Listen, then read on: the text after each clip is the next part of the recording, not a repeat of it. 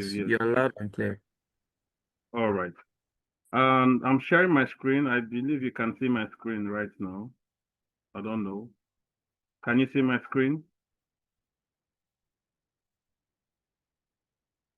Let me try again.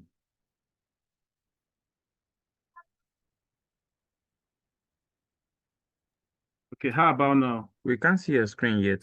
Okay. Okay, It's loading up now. all right. Yes, we can see it now. Business analyst.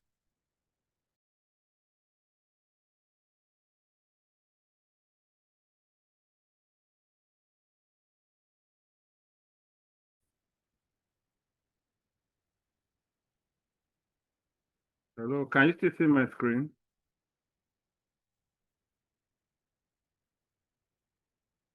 Yes, I can still see your Okay, screen. Business analysis. all right, thank you. So we started this engagement, to let us understand that we are problem solvers. We are change enablers.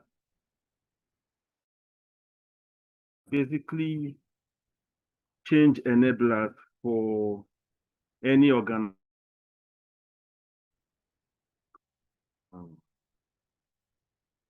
Okay. All right. So we also looked at managing our stakeholders in the last meeting. Identifying our stakeholders, knowing who they are, knowing how to manage them. This is how we or will be able to solve what their problem is. So today we'll be looking at defining the solution.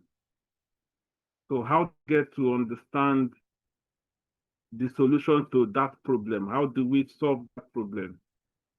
So that's what we'll be looking at. And in doing that, we just have to engage our stakeholders. We need to have some series of engagements with them to understand the gap. Because you can't solve a problem when you don't understand what the problem is. Right? So we need to have a whole lot of gap assessment to understand where the business is today and what they are looking to achieve. The current state of the business, then we can now define the future state of what the business should be or where the business should be. Or let me rephrase, the problem of the organization as it is, understanding their present position, and also to tell where they could be or where they are expected to be. So that is the gap. You need to understand that gap, analyze it so you can give or provide the required solution that is expected, right? So we'll be looking at two things today: analyzing the gap between the current and the desired business system, and also ensuring the alignment of any proposed action with the business architecture. Are we good? So today, for us to be able to define the solution, we need to, properly understand the gap. We need to understand the gap in the gap they are having, assess them, so we can, profile the expected solution. Can you still see my screen? And you can hear me properly, right? Okay, let's proceed.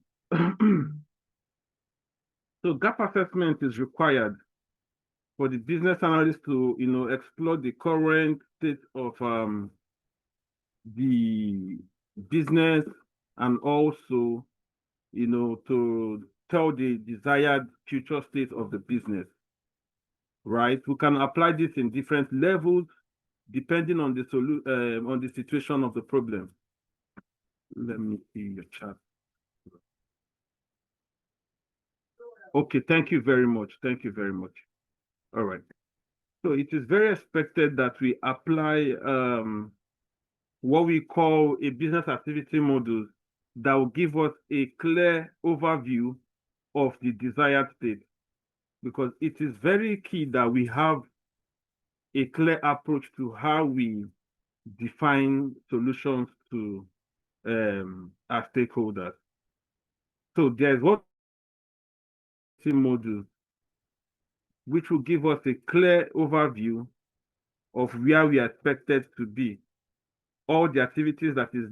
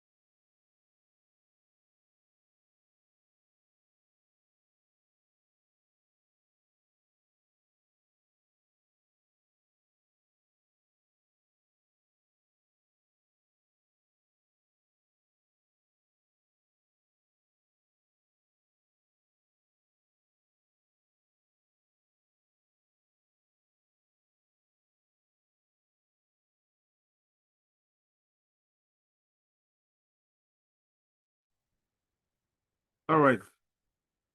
I'm sorry, guys. I'm sorry that I didn't even know I was logged out. I'm very sorry. I was speaking and I just had to see that my network threw me out. So can you hear me? Sorry, I'm back. Sorry.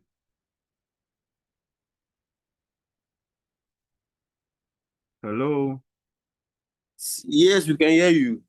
Oh, okay. Please, I'm very sorry. I had to look at what went wrong with my network and all that. Sorry for that.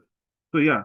So quickly, like I said, we have to use to do all of this, to understand this, to make it clear as to defining the solution of the business. We need to use a model called the business activity model, which provides a clear overview of the expectations of our stakeholders.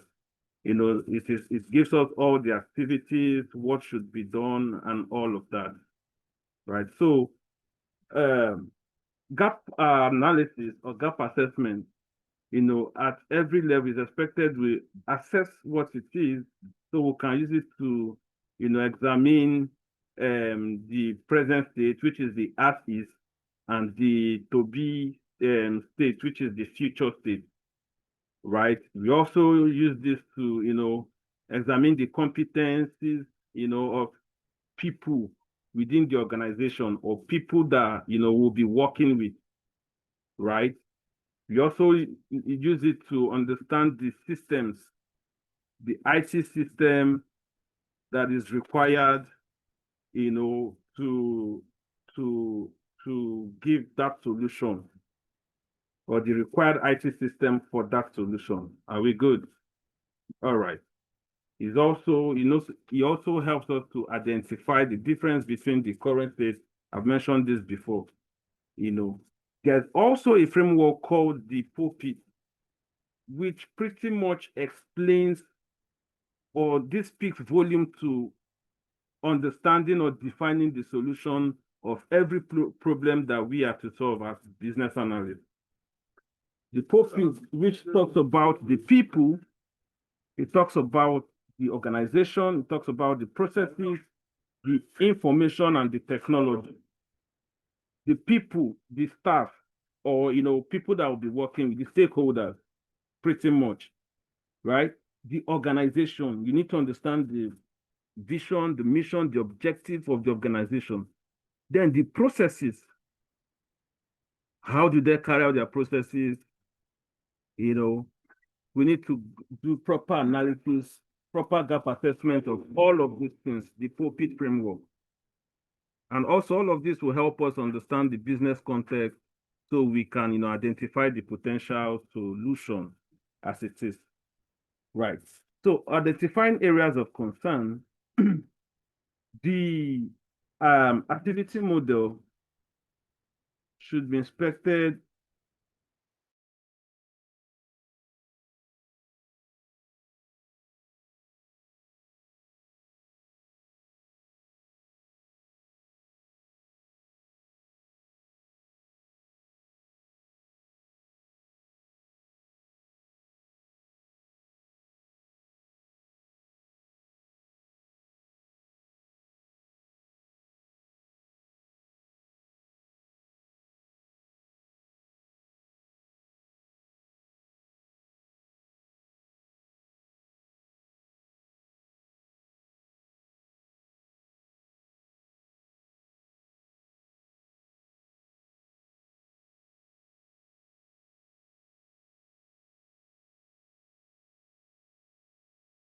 Okay.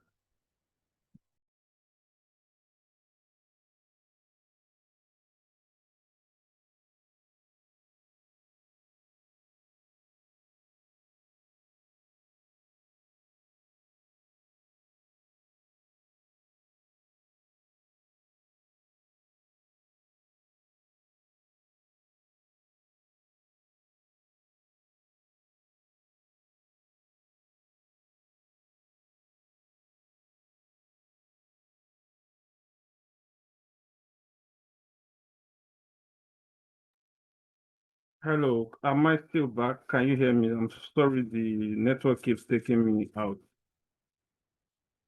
hear me, please indicate in the chat room. Okay, thank you. Yeah, me, thank you. All right, so the business activity model is categorized into three. The operating satisfactory, which is not an immediate action. So in the aspect of gap assessment, gap analysis, there are concerns that are very, very immediate. And there are some that, that the actions are not really immediate, like they are not urgent or something. I'm looking for a clearer word to explain this. Yeah, so in the solution that you're to provide, some of it needs immediate action, some does not need immediate action, and some just should be considered. However, though it doesn't really pose any threat, if I use that word. So as a business analyst, you need to understand all of these things, right? Some issues needs to be addressed immediately. Some are not in place. However, there should be put into place, but you don't need to really put most energy in there.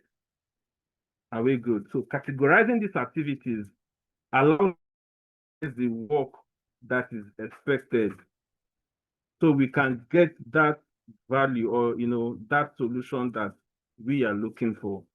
Once we have the idea of the areas that requires those attention or those actions, we can now conduct the gap analysis at a more detailed level, focusing on how the work is conducted, right?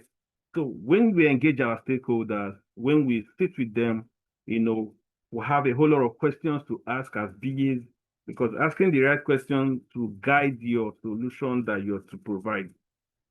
So in that engagement, you spot out those that require urgent action.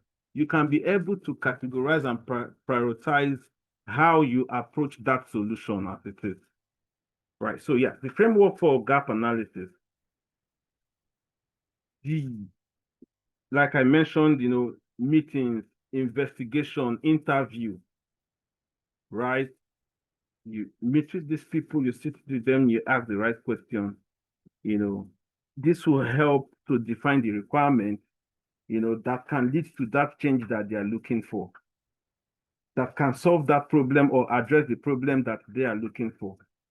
So this approach is what will help us to avoid issues. It will help us to fit well in the project, get a clear picture in of the problem that we are to solve, understand the organization in itself that we are to work for, their culture, who are the real stakeholders as it is. So in all of this, we get to understand their business processes, what are the IT systems in place. That's why you see that we need to understand this pulpit model that speaks to the people, the organization, the processes, and the information technology. This will provide a clear picture of what we are to do or the solution that we are to provide. Are we good? All right, yeah, this is pretty much the pulpit model that I mentioned. This is just the diagram that explains it. It just captures what we are to do. We need to have this at the back of our mind. We need to understand this clearly. When we understand these things, we'll be able to address that problem or deliver that solution that is expected. The people who are the stakeholders, in quotes, because the stakeholders, is made up of the subject matter experts, the managers, everybody, the staff, the customers, all this make up the stakeholders. I believe I mentioned this in the last class. So the organization, what is their culture? What is their mission statement, their vision, the objectives and all of that. As a BA, we need to just have this at the back of our mind. for us to be able to deliver that value that is expected of us. So yeah, to break down the processes, which is very key, we need to, every organization has their ways of doing things, but there is also a standard way for organization to do things, which is where ISO comes into play, right? ISO will now give a clear guide to how, a process should be done, to how the regulatory body expects you or expects that business or that organization to function. Right? This is a very good place to begin, because if you don't understand their processes, you cannot tell that change that you want to bring into play. Right? This may range from a relatively minor change or a job description to a significant revision of the entire team structure. Like the processes, we understand that there are different departments, and how do they do or carry out activities? How are things being done? The entire structure of that department, we need to really understand them, know what issues they're having, and all that. Comment, please.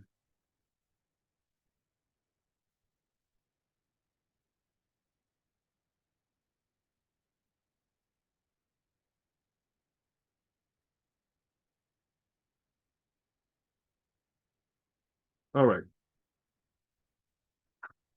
So let's look at a scenario, right?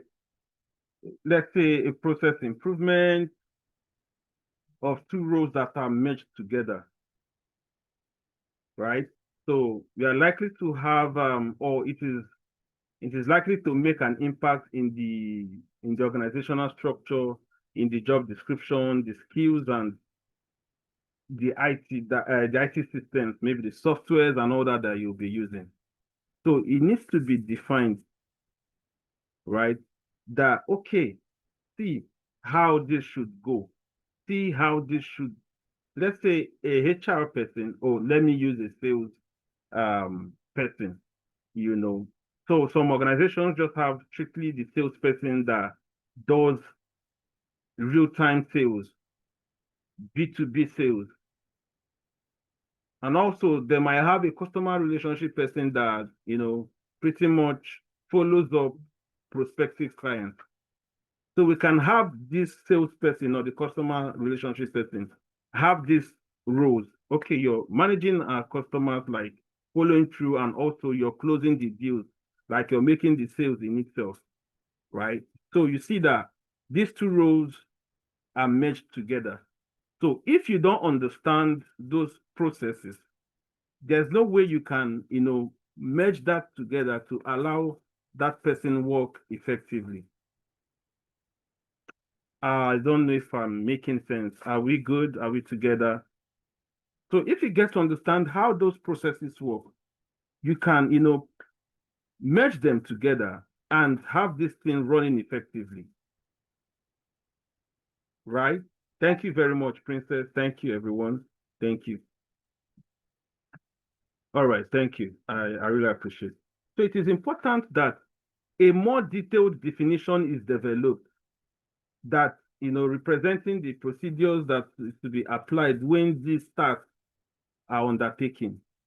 This is necessary to support the definition of the IT requirements. Like you can define the software that is to be used for that person. You can clarify any new process document. You can support the revised job role. Like all of these things can be revised. All of these things can be channeled. Like a proper solution can be given for that process that is clear. Are we good? So talking about the organization, you don't need to, overlook what the organization stands for. You don't need to look beyond their mission statement, because understanding it will make you, give you that edge to sit well with whoever their stakeholders are. It is very important that we, we understand the gaps that exist in this organization. So one of the reasons why a holistic view is so important during the investigation of the current state is that it causes us to consider organizational aspects such as the structure of the organization and the culture of the organization.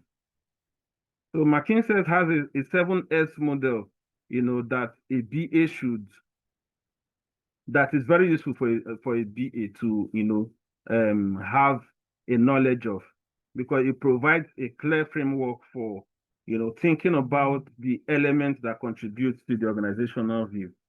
We'll be looking at that now. Okay, this is it. The 7S model: the structure, the system, the style of the organization, who their staffs are, what are the skills they have within the organization, what are their strategy like, value. 7S is very important for a BA to understand this, because they set out the aspect of the organization that needs to be considered if a change is to be introduced successfully. For a change to be introduced successfully, you need to understand this 7S. All we have here on my screen, I believe everyone can see my screen. Because if we now map this onto the people, the processes, the organization, the IT, we can see that this element covers a whole lot. It gives clear picture to what we want to do. It gives clear picture to who the staff are, the skills and all that.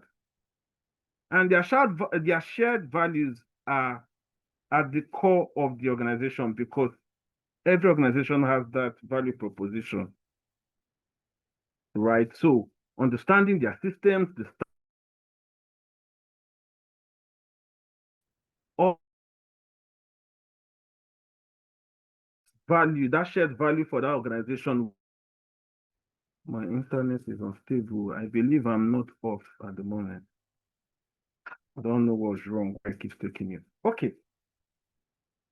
So the shared value is the core of the organization. In undertaking a gap analysis, we need to ask if these shared values are explicit and communicated, and if they really help drive the other areas such as the systems and the structure. Moving to the desired position, all of this may require us to think about the manifestation of any inconsistencies, right, in the existing business systems and all that. Are we good? All right. So now the people. It is important that BA, for us to, deliver change, we need to understand who the people are, the people that work within that space that our solution is to be provided. We need to understand them so we know how to approach them, so we know how to engage them, so we know how to communicate with them. Are we good? Because this analysis will, it needs to be considered, because if I don't know who you are, I wouldn't know how to approach you. And in BABOK, right, there are competencies of a BA, right, in BABOK, Business Analysis Book of Knowledge. So we need to have that. Communication is one. Ability to listen is one. So, we need to know these things so we know how to engage people, just so we'll have that gap assessed in their workplace, and also to deliver the solution that is required from us for them. So the skills, we need to think about what skills this new job role requires for us to effect change, for us to define solutions. What are the skills that are coming in, or what are the skills they have in place, and what are we looking to recommend? What are the supports that we need to give in the aspect of training? How do we go about it just to effect change? If we don't understand all of these things, we might not really get it right, or we will struggle. Because these changes may generate these changes may generate a need for training in the new task, right? The new process flows, the new information, or even the new rules that is to be applied when making the proper decision for our stakeholders. So we need to understand all of these things. We need to really get them clear. The recruitment process, the staff development process, and all of that. So yeah, in defining that solution, you need to understand how recruitment is being done. Do they have any system in place for carrying out that? Because there may be a gap in here. If you don't get to understand it, you might not give in the right solution. Right? So we need to, it is very important for us to consider staff recruitment policy as BAs. That is part of our gap assessment. Because they may cause problems during deployment if we need to change or extend the skills of the team. Please okay. Please, the person in charge should post the attendance. I can see a chat talking about that. Yeah, this may cause a problem during the deployment if we need to change or extend the skills of the team. But in the longer term, may also serve to help or solve the recruitment problem. So we need to really understand the policies within the recruitment space. For staff development, it is important to think about the questions such as, is there an appraisal scheme in place? Because all this help for you to understand what is to be done for that staff or how to develop the staff more. Does the appraisal, does it appraise the right things and also lead to skill development or staff improvement? Because sometimes it is useful to think about how the current personal development processes are working, as there may be the root cause of some problems. Are we good? So understanding what they have in place or appraising what they have in place, right, will help you, giving what solution or how you can recommend staff development, staff improvement, and all of that. Because all these things might be issues within the organization or within for the stakeholders, if I'll use that word.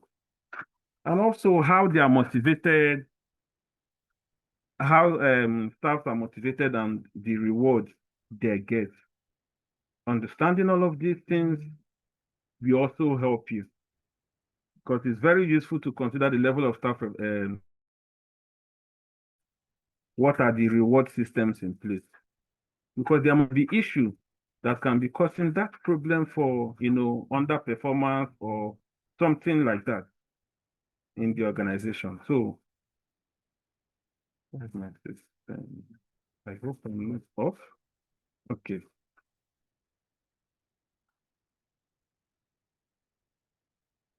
Yeah, so yeah, getting to understand this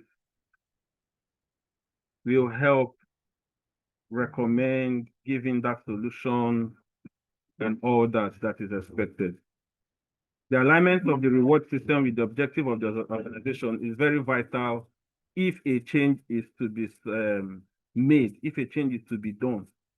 So you need to align the reward system with the objective of the organization. That's why you see that pulpit is speaking to the people, the organization where you get to understand the 7S, the structure, the skill, the staff, and all of that. It is very, very vital.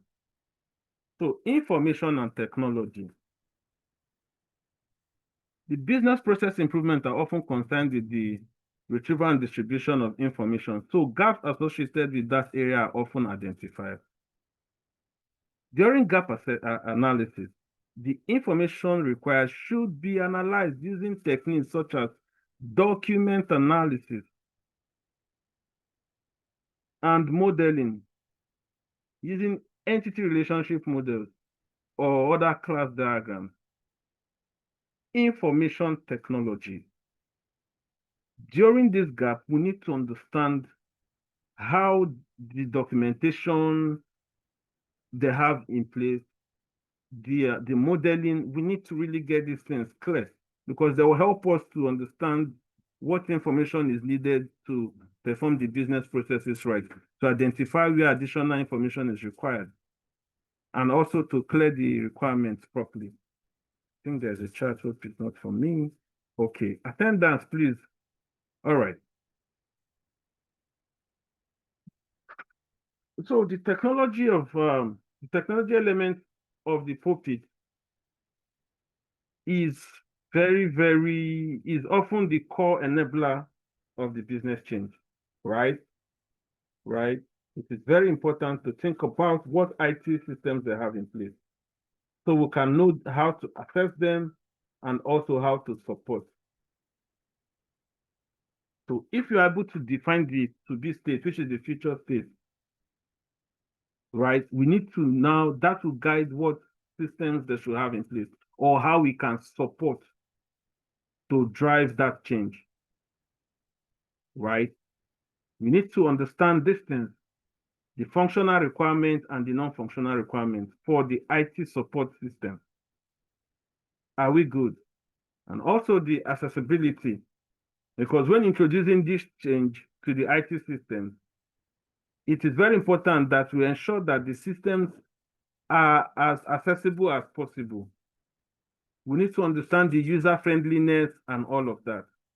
We need to understand how to recommend a clear, accessible system for the organization, because that is a change that needs to come in. And also how we can align these things with the architecture of the organization, because it's a major problem. It's a major problem in so many organizations.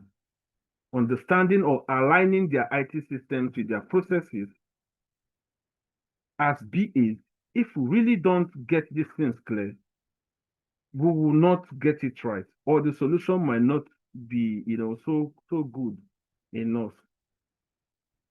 Are we good?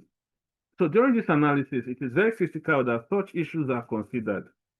The systems in place, their processes, aligning them to suit the organization architecture is very, very important.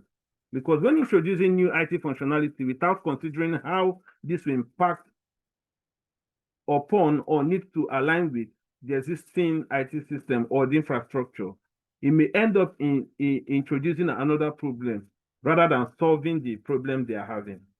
So we need to understand it and also see how to align them so the value can be gotten. So formulating options, it is of no use you putting forward proposals that will change the people or the organization or others when you've not considered the IT system, the people and all of that, how they will use all of these things to deliver value. Because you can't change any team structure without considering the impact on the people in the organization. You can't really do that without, getting to know that this will really impact on how businesses are done or how their processes are done. So for it to be clear enough, you need to understand all of these things. So, you do due diligence and deliver value. So defining business requirements. The outcome from the gap assessment is a list of business requirements that need to be delivered. They are likely to be, at the what level, yes, right? Rather than dictating the precise ways in which they will be met. At this point, there are likely to be some requirements that we need to form part of the IT solution. Defining the business requirement. Excuse me. So introduction to the business architecture. Every organization really have their culture. They have their structure.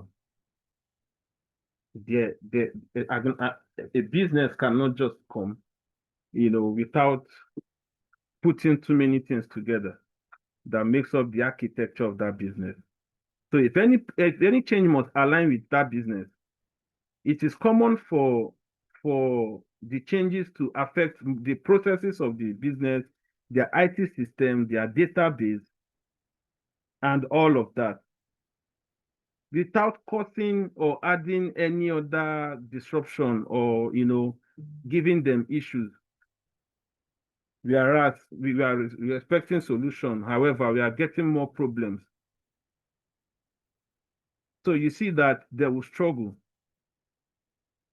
They will struggle because the business analysts usually work in one designated area and do not always have the opportunity to see how the change the proposed fits within the organization. Whether the people that are being, people in the organization are being carried along. If it is impacting positively to their work or negatively. If it is really affecting the business. So a BA should understand these things properly. So definition of the business architecture, yeah, let us make it clear. Are we good? So there is a guide in 2014 that defines it as a blueprint of the enterprise that provides a common understanding of the organization that can be used to align strategic objectives and tactical demands. So the enterprise, I don't know what simple word I'll use. So a clear picture, I don't use a blueprint now. So a clear picture of the organization, right? That clearly states or give an understanding to what the organization does and also how the objective of the business or the organization can align with the strategic goals, with the vision and all of that, and the demands, tactical demands. So that's what a business architecture is. The clear picture, the mission statement, all this, and how it aligns with the objective of that business. Are we good? So the strategy that drives the change,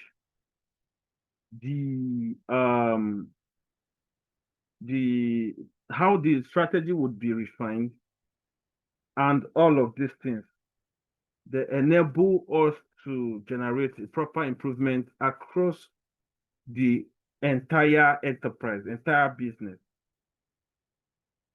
So if we're able to define this properly, if we're able to get this clear as BAs, we'll really define or deliver value or understand how the solution can be delivered.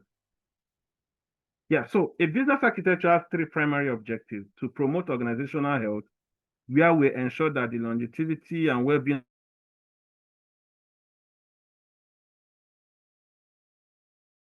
and agile in the delivery of change. So in the delivery of change, for you to deliver that change as BA, right, you need to get this understanding of what the business architecture is, because its objective is to promote the organizational health. It's also to help fulfill unrealized opportunity. It's also help the organization's performance in the competitive market. So that's why you saw TOGAF. Okay, when he was introducing me, we saw where it was captured TOGAF, TOGAF,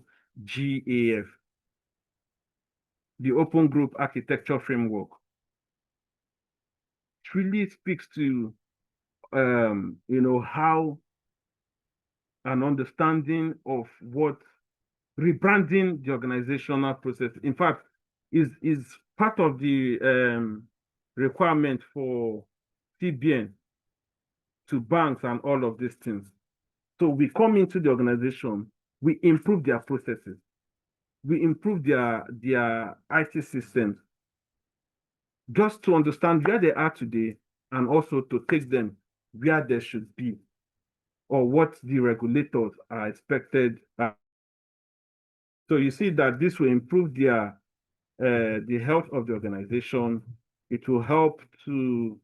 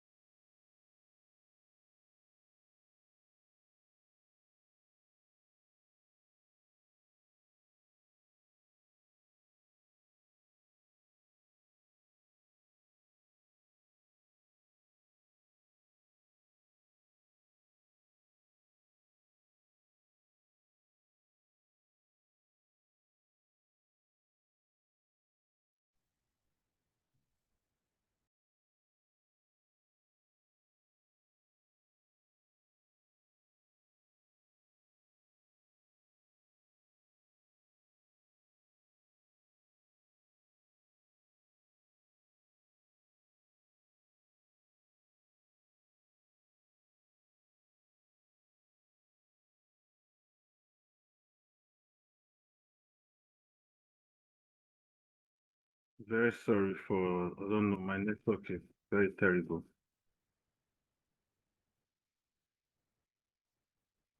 All right, hope you can hear me now, right? Really sorry. Can't tell why it keeps taking me off. Yes, we can hear you, sir. Sorry, please. The worst is that I don't even know. Like, I was still talking, but something just told me to check, and I noticed, okay, it started telling me reconnecting. I'm like, so I'm off. Very sorry, guys. I'm very, very sorry.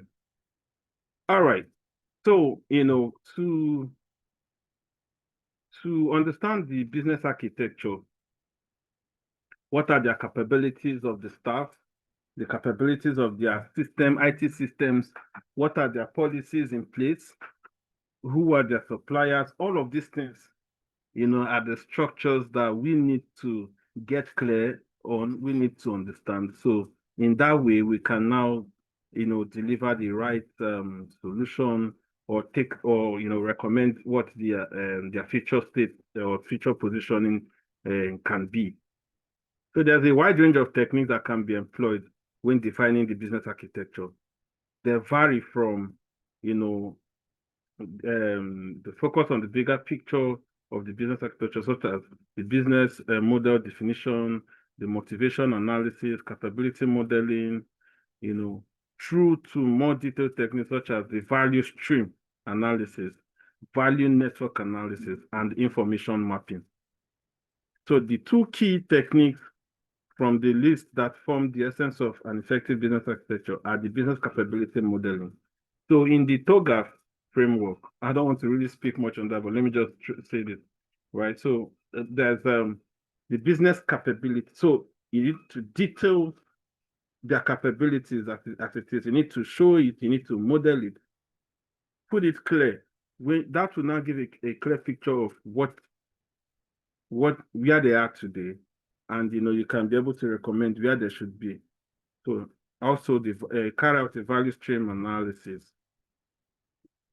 To break down the business capability model, this capability model represents, at a high level, what the organization needs to be able to do, in order to deliver value to their customers, in order to serve them well.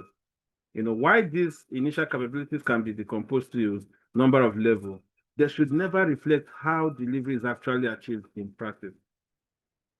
Capability is a particular ability to achieve an outcome and reflect something a business is able to do, that creates value for their customer. So long story short, right, because of our time, the idea is for us to be able to deliver value to our customer, to serve them properly. That's why regulators will want to have such framework in place in the organization as TOGAF. So talking about business architecture, right? So the techniques one is, like I said, business capability model. You need to get these things clear.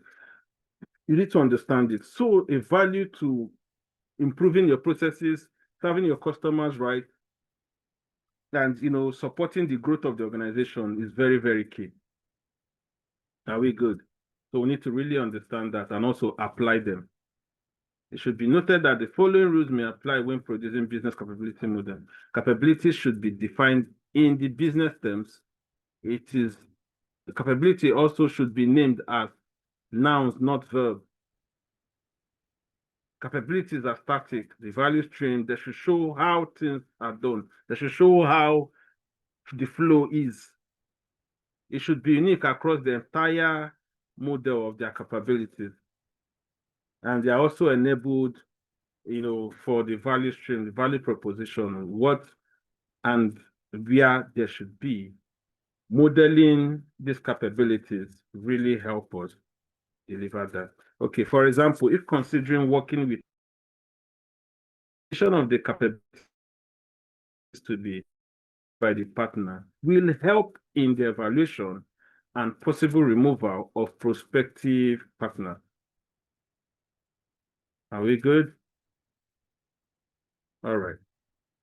So yeah, the value stream analysis, we've looked at capability modeling. Now let's talk about the value stream analysis.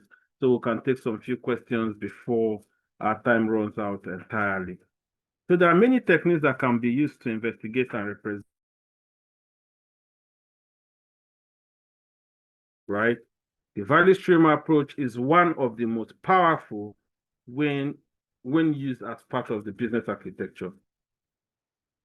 So what is a value stream? It might be sounding strange to some of us. It's an end-to-end collection of high linear stages that create an outcome of value to a specific customer group. It may be either, an ultimate customer or an internal end user, and all of that. This value stream is used to identify, to map out, to analyze the value exchanged between the organization and their stakeholders. It could be internal stakeholders, it could be external stakeholders. The internal stakeholders are, the staff, the management staff, the, everybody in the organization. External stakeholders can be regulators, can be customers, and all of that.